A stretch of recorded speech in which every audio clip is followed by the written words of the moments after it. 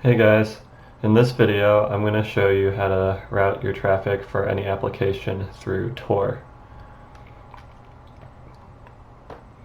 We're going to start by editing the proxy chains configuration file to enable dynamic chains and to disable strict chains. And the reason we're doing this is because strict chains follows the list of proxies strictly, so if one of them is dead, it'll keep trying to hit it. But with dynamic chains, it adapts so that if a proxy dies, then we just go on to the next one.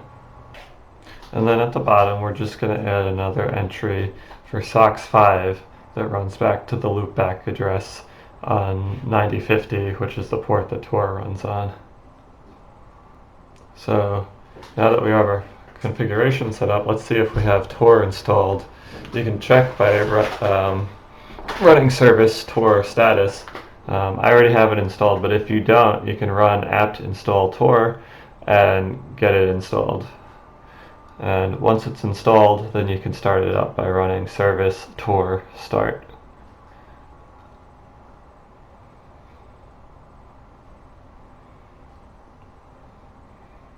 Alright, now let's check the status with service Tor status, and it's up. So now, let's look at what my current IP address is. It's 199.229.249, blah blah blah. So now we're going to run a program called proxy chains,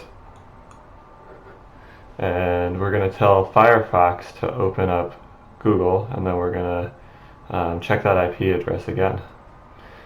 And now this is running through Tor, so if you see,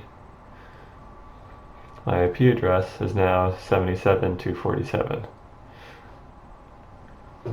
And if you choose that you need a new identity, you can do so just by restarting the Tor service.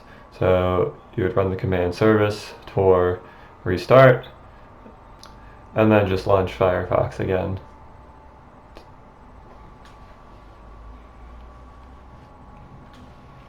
My IP, and it's different. It's 185.220 now. So you're not just limited to using Firefox or a web browser, and the point of this is that you can use it with any other application.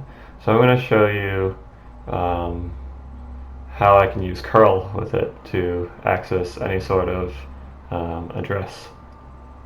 So here's curl just on its own, calling an API that'll return our IP address. It's back to the 199 IP address.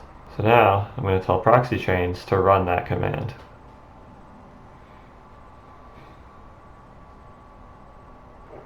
And there's the new IP. And again, if we restart the Tor, we can grab a new identity. And that's it. I hope this video was helpful. See you next time.